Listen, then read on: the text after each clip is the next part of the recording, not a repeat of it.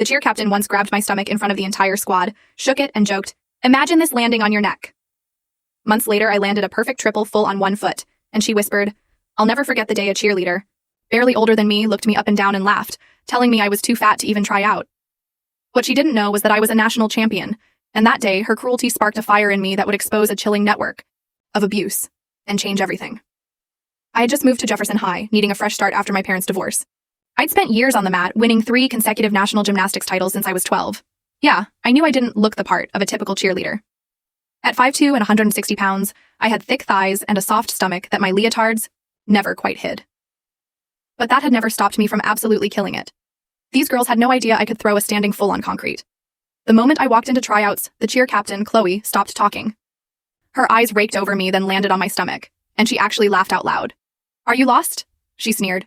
"The chess club meets in the library." My face burned, but I kept my cool. When I told her I was there for tryouts, she grabbed her co-captain, Hazel, and pointed at me like I was some kind of circus act. "This girl thinks she's trying out for cheerleading?" I tried to remind myself that my old coach had called ahead to recommend me, but clearly that message had gotten lost. Fine, I was ready to let my talent speak for itself. But Chloe wasn't done. She told me they'd run out of uniforms in my size, even though I could see stacks of them in boxes right behind her. Then she handed me a tiny size small tank top that wouldn't even fit over my sports bra. "Maybe this will motivate you to lose weight before next year's tryouts," she said, a smirk playing on her lips.